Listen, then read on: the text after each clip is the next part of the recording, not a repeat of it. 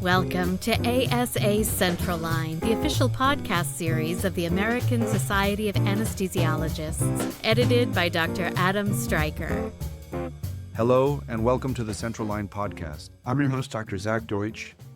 Today we have with us Drs. Brooke Trainer and George Tewfik, who are well known to listeners and readers, and they are both guest editors of May's ASA Monitor, which is all about how anesthesiologists work across different practice models. I'm very happy to have them with us, and I look forward to hearing what they have to say. Since both George and Brooke have been on the podcast before and are well known to our listeners and to the ASA community, I'd just like to get from them a very brief kind of two-line bio before we launch into our substance today. So George, would you start off, please?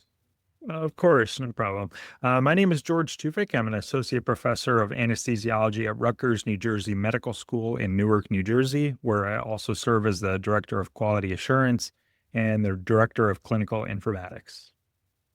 Hi, Zach, by the way. Thanks for hosting today, and good to be with you on the show as well, George. So I am Brooke Trainer. I've had the opportunity to work across several different practice environments.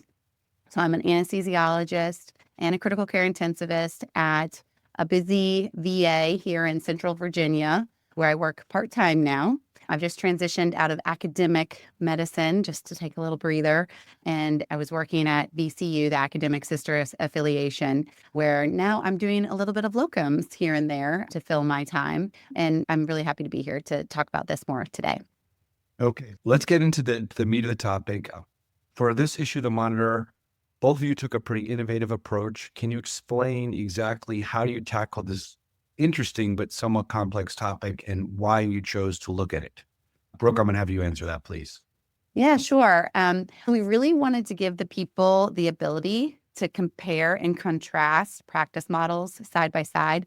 And I got to give a lot of credit to Dr. Tewfik here, my co-editor, who brought me in to help with this project. This was really his initiative to begin with. But yes, to have a comparison side by side of practice models. I mean, too often you hear people talk about their jobs in isolation. Oh, this is the academic way. This is the private practice way. I think that doesn't really help you, though, understand how they differ in meaningful ways. So we structured this issue around some key domains, specifically to get folks to understand what the practice issues are in a meaningful way to them.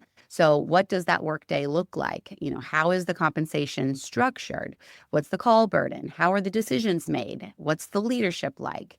You know, I think that these are some aspects of anesthesiology that aren't necessarily consistent. You know, we take care of patients every day, patient physiology, you need to be vigilant, all of that. But I think the practice model you work in fundamentally frames your day-to-day experience. And I really think that framing has implications for job satisfaction, sustainability, career trajectory. Okay, I think that's a useful framework. George, I'm going to turn to you. There are many, many things going on out there professionally for us in anesthesiology. So give us a brief overview. What's going on out there? What are our options? What are our practice structures? I'm just going to let you run with that one. All right, sounds good. So the universe of options for anesthesiologists, especially when you first finish your residency and graduate, or even are trying to move jobs, has seemingly never been larger for us. We range anywhere from a physician-owned practice where you could be an employee or ultimately a shareholder, a partner, to things like being a locums anesthesiologist, practicing in different various settings, working for the VA, working for the government. You could be directly employed by a hospital as well, or a large healthcare system.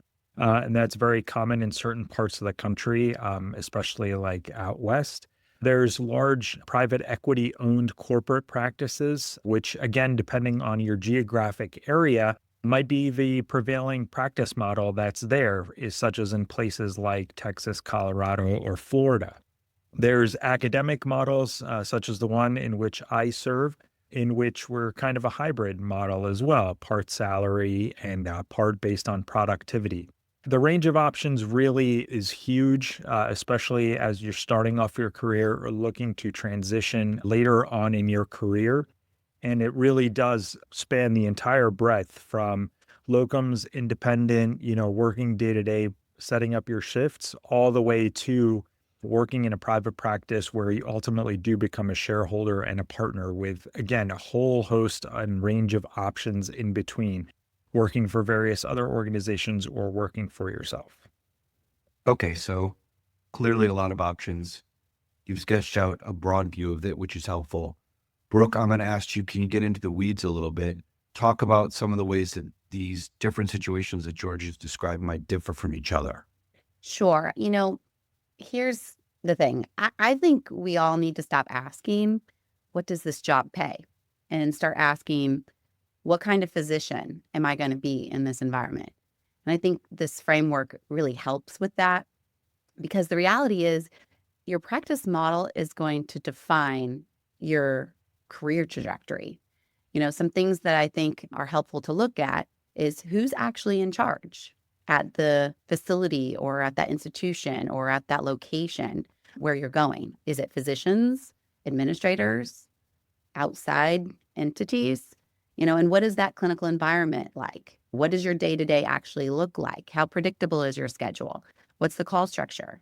Not just how are you compensated or how much you're compensated, but what is my role? And I think actually this is something that may be actually overlooked, but maybe the most important is, what's my role as an anesthesiologist in this care model? Most of us went to medical school to practice medicine, obviously, and then trained in anesthesiology. And we did that to lead our perioperative teams. And we did not go through that level of training to function in parallel with providers who have a fraction of the training that we do, or to work in environments where physician leadership is unclear or not respected or undervalued. And so I really think having some additional framework for decisions that you're making going into these practices, I think you had to ask, am I leading the care? Am I directing the team? Is my training being fully utilized?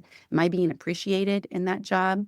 Because if the answer is no to those questions, I really think that's going to impact not just your job satisfaction, but the quality and safety of the care that you're delivering. And I really don't think this is hypothetical. It came through very clearly in the articles that we reviewed. In practices where anesthesiologists were clearly positioned as leaders of the team in well-respected positions, maybe working for physicians, there was better collaboration, more stability, pretty high professional satisfaction. And then in those environments where the role was more diluted or poorly defined, I saw evidence of more friction and misalignment, more burnout. And I've seen that with my own jobs. The difference between a high-functioning team and a struggling one that I've seen is almost never the label of the practice, because it can happen anywhere. It's whether there is clear physician leadership and alignment with the models and the values that you expect. And I think that honestly matters more than compensation. Okay, so we really weren't in the weeds there. We were more in 30,000 feet.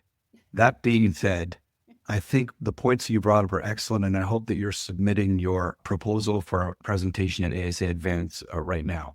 The things you touched on, physician roles, the executive authority that leaders may have, and then scope of practice issues are all highly pertinent. And I could pontificate, but I don't want to take any airtime from you guys, and I don't want to divert. And I think those are really good things to talk about. What am I actually going to be doing there? Will it be pleasant? If I'm a leader, can I actually do anything? Or am I just getting an office and a stipend and people are pushing my buttons?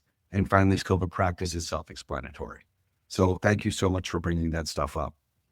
We're going to shift. We're going to get a little more granular now. And I'm going to stick with you, Brooke, for this. We're going to have a question for you about time and a question for George about money. So we're going to start with time, that concept of, quote, work-life balance. So talk about ways in practice and professionally that anesthesiologists can get more time, better call burdens, more predictability, perhaps sacrificing money. And then we'll talk about money with George, if that makes sense. Yeah. So, here again, I think these are the things that are more important in your job satisfaction. And these are the questions that you really need to be asking when you're deciding on where to go and what type of environment to practice in. There are trends, but there's no guarantees. And in some environments, like let's say ambulatory focused practices or certain locums positions that you might be in surgery centers or office based, you may get the benefit of having more predictable schedules You're going to get out maybe earlier. You may not have call that you're going to have to deal with. So certain employed models, you can get a pretty good lifestyle. And I always caution people, that label, though, doesn't necessarily determine the lifestyle. The leadership sometimes at these facilities can determine that. So the specifics, if I'm getting a little into the weeds, at even academic places where they're very, very busy, if you're well staffed, you can have that day to go and do an administrative task or be part of a committee or have a day to teach your residents and do something really self-fulfilling that allows that kind of structure. That leadership allows that staffing structure to give you that autonomy, that flexibility to do the things that you're passionate about. So I do think in different environments, you need to look at the staffing models. Is it well staffed? Is there flexibility in that staffing model? And then what is the culture? Even if you're well staffed, if your leadership doesn't allow you to take admin time to pay you for that time to participate in some of these projects, you may not be so willing to do it, or it may not be as enjoyable because you feel underappreciated.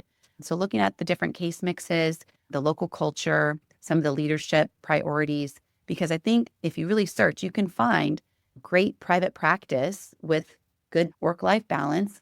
And, you could find a VA with significant call burden. Everybody thinks, go to the VA to have an easy work life, but there's VAs that have very significant call burdens. So every model has its trade-offs, and I don't think the goal is perfection.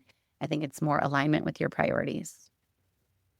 Okay, that makes sense. And you've spent a decent amount of time in the VA. I've only spent a little, but from what I've seen, just as an example, they're not all created equal. That's for sure. I've seen some different things in different VAs. So clearly that would translate as well to academic practices, even units of national companies that are a private group. It might be different in Colorado than it is in Texas. So that's something you really have to consider talking about getting in the weeds. And we'll get to this later, is really understanding the specific situation you're getting into. So we're going to shift gears. George, we're going to talk about compensation and money. Some people are driven by the desire or the need, depending on their life situation, to maximize income, which is, to each his own. That's what some people are more motivated by. That's perfectly fine. I want you to talk to us about that. What career paths are allowing people to maximize their income? What ways are people doing it these days? Yeah, so we're, again, fortunate to have a pretty hot job market in the last couple of years in our field of anesthesiology, which has afforded people, I think, a lot more opportunities to be much more flexible with their compensation. If you look across the spectrum of different types of jobs in anesthesiology, you still get things that really do range anywhere from full salary-driven compensation all the way to 1099 contract-driven day-to-day types of contracts, and pretty much everything in between. There's all kinds of models out there that do have variable types of compensation. If you're a partner in a physician-owned company, for example, you might be receiving regular profit sharing throughout the year, or you might have a situation where you're doing profit sharing at the end of the year, either getting a small salary throughout or a somewhat larger salary, and then balancing between profit sharing and salary. There are some places, much more typically in large healthcare systems, academic institutions, that are still primarily salary driven, but then there are also hybrid components that do emphasize things like productivity, increased call burdens, and quality metrics that range anywhere from patient satisfaction surveys to perioperative adverse events. And then, of course, there is a lot of 1099 locums contract people who, given, again, the fact that the job market is pretty hot and anesthesiology demand is really at a high, that can make large amounts of money by going from contract to contract and are able to maximize their working hours in that way. Again, I think we're fortunate in that the anesthesiology market has been kind of tight in terms of supply for the demand that does exist. So it does allow people to not have to overly burden themselves if they want to do well with locums and contracts, but still, really do be able to balance their work and life and still maintain high earning potential. But again, there's a whole host and range of options. And I think it's also important to note that there are differences between the different kinds of models. Just because something is academic might not mean that it's strictly salary based. There might be productivity based components. Just because someone works for a large private equity owned corporate practice does not necessarily mean that they don't have productivity based metrics that can affect their compensation as well. So really is important to look at the nuances between the different types of jobs, because the compensation models do vary even significantly within different types of practices. Okay, and it's pretty clear. I mean, this is a general principle that if you work yourself hard, you're going to make more. I know people that are essentially working the equivalent of 2 full-time jobs. Obviously, they're making more money, and that's not for everybody, but for some people, they're capable of doing it. So that's what they're doing. As a follow-up to what you talked about, Brooke kind of alluded to this as well, because she talked about the role of leaders and administrators in terms of shaping what a job is like, what your satisfaction is like, and whether you're frustrated or happy in your work. So we talked about time and money here. George, I want you to comment on other things that impact our professional experience and other ways we should be looking at opportunities to assess them for our own happiness. Yeah, I think that's a really great question. And it goes back to something that Brooke talked about. And I want to thank her for being a wonderful co editor on this issue and for really bringing a lot of expertise and insight into this topic. And one of the things she mentioned a little bit earlier was culture. And I don't think we can emphasize enough the importance of culture on the day to day for someone's job. Because, yeah, compensation is super important. The number of hours you work is super important. But once you settle into the day to day of whatever practice model it is that you decide to work in, the day to day culture is going to be the thing that probably affects your happiness the most. And what is that culture defined from? It's from the shared set of beliefs and behaviors of a group. So if you've got a culture that emphasizes a team care model, that's one thing versus another team that everyone is operating independently and solo. And again, it's not to say one way is better than the other. It depends on what kind of culture fit you're personally looking for. But if you join a group, if you join a practice that does not have the kind of culture that you're looking for specifically and is not going to make you happy, then that can make you miserable in your day-to-day job. And you might have to move on, despite the fact that the hours and the compensation might be something that you're looking for. Culture goes to things like the relationship with the surgeons, relationship with the administration, how you interact with the nursing staffs in the recovery room or the pre-op area, what's expected of the anesthesiologists on the day-to-day from the administrators, the kind of productivity pressures that are in a practice or culture for such things as teaching residents, medical students, for doing research. If you join a practice that's academic and where writing and presenting is expected, but that's not what you want to do, then that might not be a culture fit for you, even if the hours do fit. So I think it really cannot be emphasized enough that culture fit really is very, very important. And it's really going to affect your happiness and your job satisfaction on a daily basis. Okay, so culture fit is a good lead in for a question that I have for Brooke. She's been in a number of practice environments, VA, military, academic, private. One of the things that we've talked about on this podcast series before, and I think has also been talked about just among ASA members, is cohesion of the work unit. Everyone's got a story kind of similar to this, or people of a certain generation have this story. You know, when I got out of training, I joined this group and I thought this is where I was going to be for the next 30 years. And now we know with all of the staffing issues and different employment models, we're seeing a lot of per diem, locum, temporary people. It's not the same group of 7 people covering a community hospital that know each other for decades, for better, for worse. Brooke, can you comment on the makeup of our individual anesthesia teams and the effects of our current professional environment on team cohesion, and I think to the point of culture that George talked about? Yes, let me just say that I think one of the biggest misconceptions in our practice environments is overgeneralization. People tend to assign these broad labels to practice models, and they assume that we understand what these experiences are going to be like. but in reality, there's a lot of variability within each one. So let's just take the VA, for example. Been there for 11 years now. And I think that the VA has a lot of issues with right now regulatory advocacy, legislative issues that we're working towards maintaining physician-led care in the VA.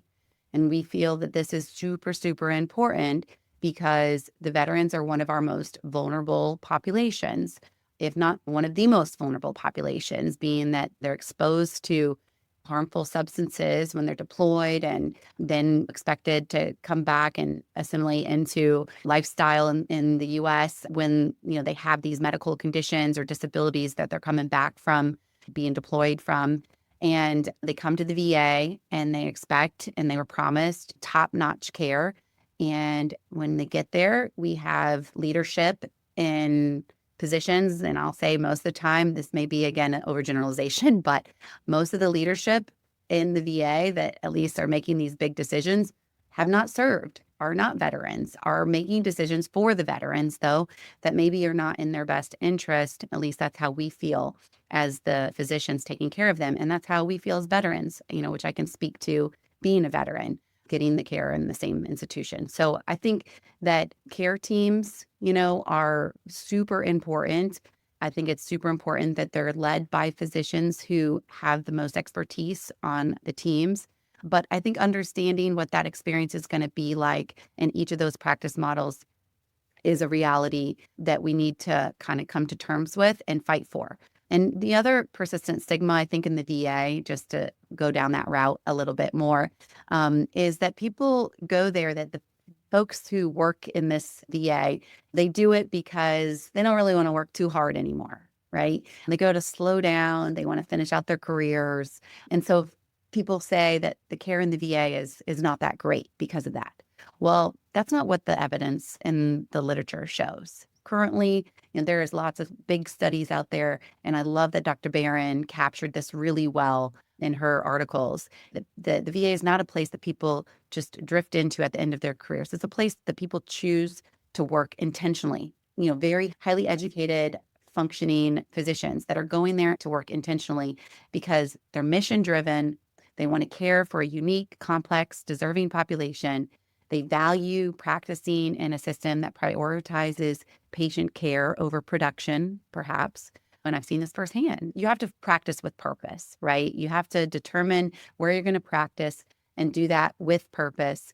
And you have to fight for that desire to be in a culture where they are going to practice in a way that you are comfortable with. And so if you don't, you're going to end up succumbing to whatever these leaders and administrators determine for you, which may not be in the best interest of you or your patient. And I think we have a duty to fight for things that benefit our patients. And I think care teams, those preservation of care team models, are one of the things that I think we have a duty to fight for and we deserve to work in. So I hope that answered your question. Well, you know what? You kind of sidestepped the question, but I'm not in any way upset because you gave a very eloquent manifesto about veterans care, preserving models of care that are appropriate for all patients, whether veterans or not, and the importance of advocacy on a local and a larger level. So there's no way I'm going to complain about that. And the topic that I was trying to bring up is really can be dealt with in a whole nother podcast, which is talking about, again, the nature of our teams and how they shift in terms of the permanence of it.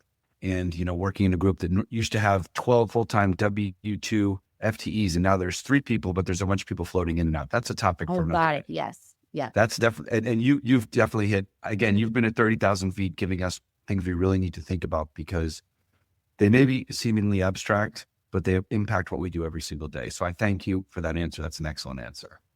We're going to shift now to the educational academic part of it. George, this will be for you, talking about trainees. They've gotten their clinical training. They've gotten all those things they need to do their exams, their OSCEs, their written exams, everything.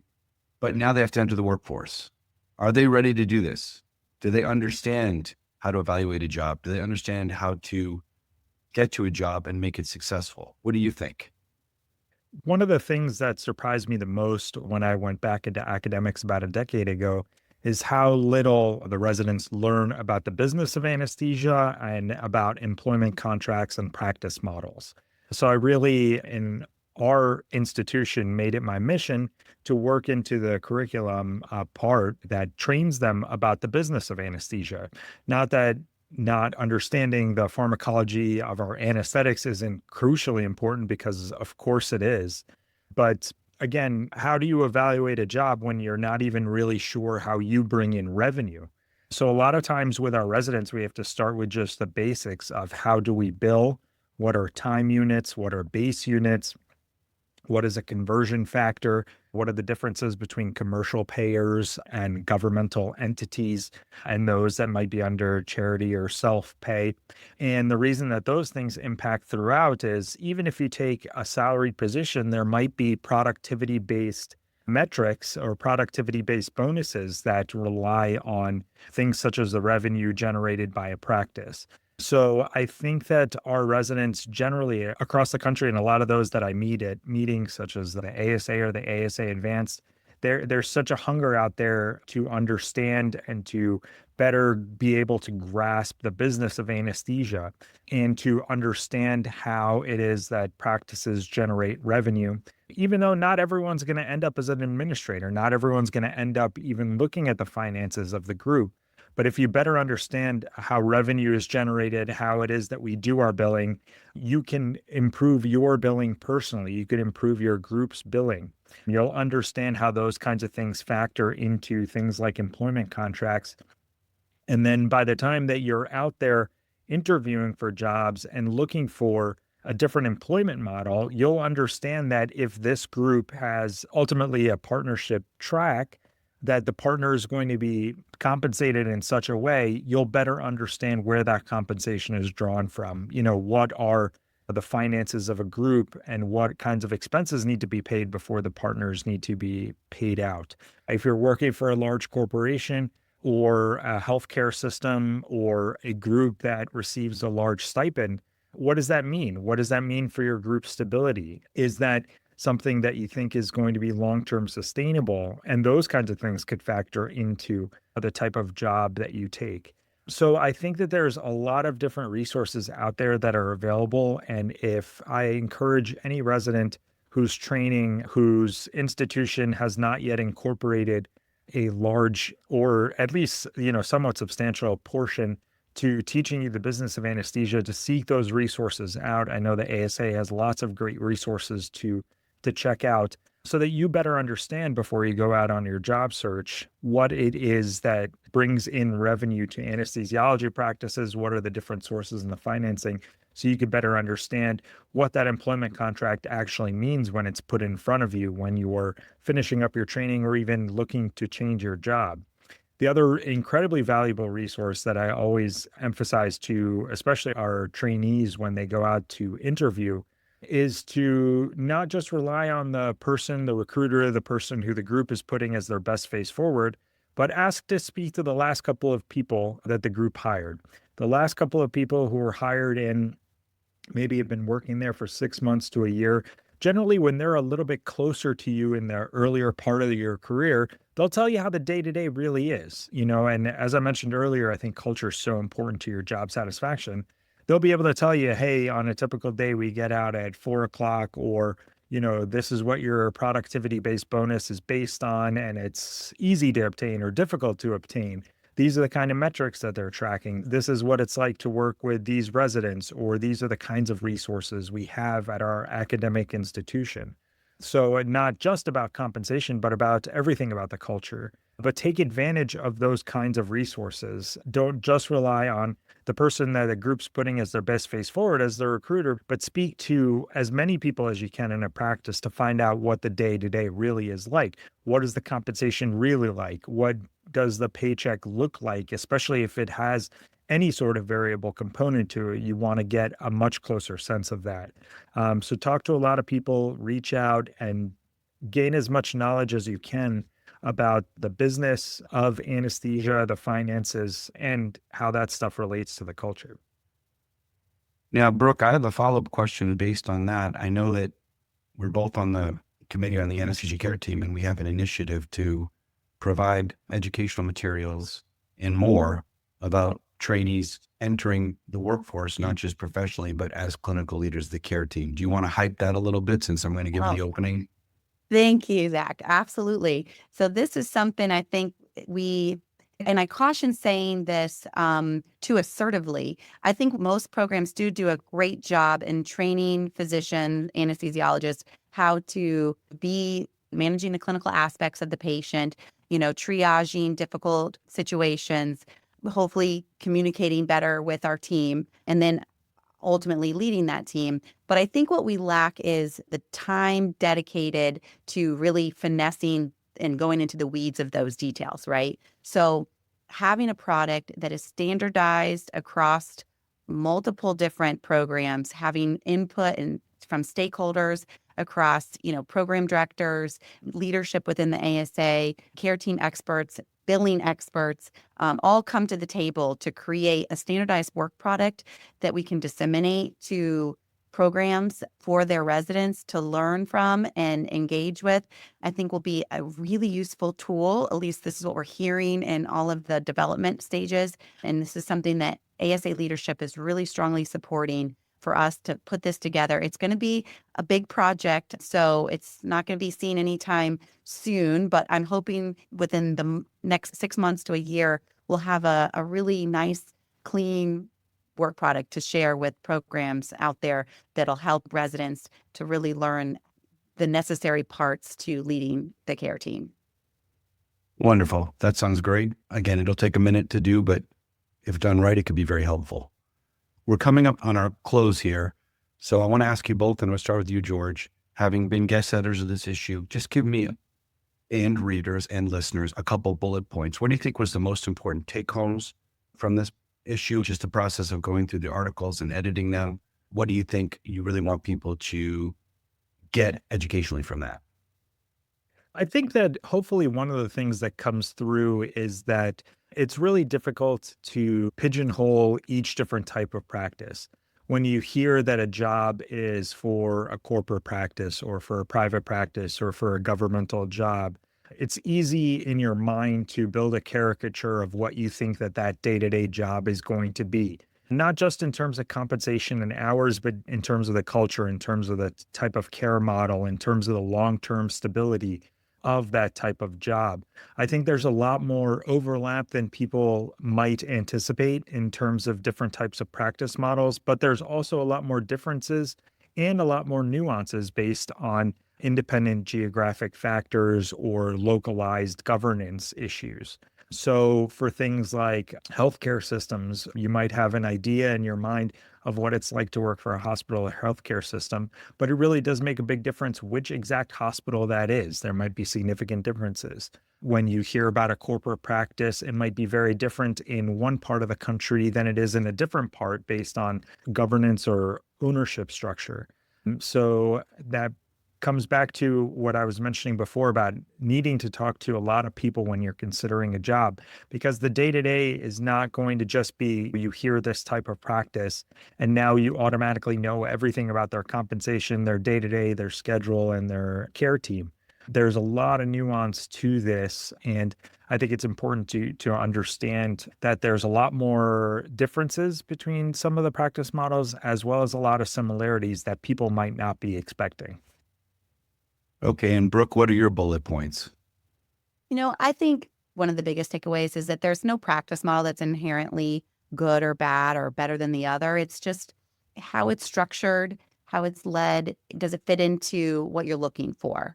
There's one other thing that surprised me that I have to maybe point out as a takeaway that you asked me to get into the weeds a little bit. So maybe here I'll point out one of the examples of the articles that really stood out to me was the private practice model that was physician anesthesiologist owned.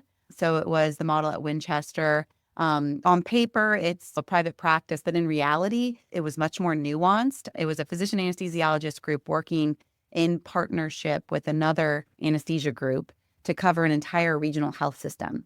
And they all collaborate through formal agreements. And I just found it really eye-opening that they were able to do this in a true medical direction fashion. They have shared governance structures, operations councils, and this is practice that's covering really high-level cases, level 2 trauma center, cardiac, vascular, ambulatory centers. And so to imagine how they were even able to get to where they are to have that type of agreement, I'm sure took years and years of work. But I loved that, what stood out to me is that the structure was very intentional, clear physician leadership, very collaborative culture. So, you can find those practices out there, and just being defined by one label doesn't give you the whole picture. So, I think when folks are deciding on maybe a practice environment change, just ask about the specifics with each of those different practice environments. And I think you may be surprised what you can find. And just remember that there's none that are better than the other or inherently good or bad. It just depends on what you're looking for and if it matches what you're looking for. Okay, well, we've cleared out the weeds. We're going to land the plane from 30,000 feet. We're going to wrap up this session. It's been wonderful. George and Brooke, you've done a great job. I look forward to reading the issue. I think there's going to be a lot of interesting information in there. I really appreciate your joining me. I appreciate listeners tuning in to the Central Line podcast. You can always tune in on the web to asamonitor.org for more information, and we look forward to seeing you next time. Take care. Thank you. Thank you. Lead the way in patient safety and quality improvement with ASA's new certificate program, Optimal Resources for Anesthesia Care, Non-Operating Room Anesthesia Services, ORAC-NORA. ORAC is the first program designed to standardize NORA practices and help anesthesiologists implement optimal resources, policies, and procedures for NORA locations. Learn more about this program at asahq.org/ORAC-NORA. Subscribe to Central Line today, wherever you get your podcasts, or visit asahq.org/podcasts for more.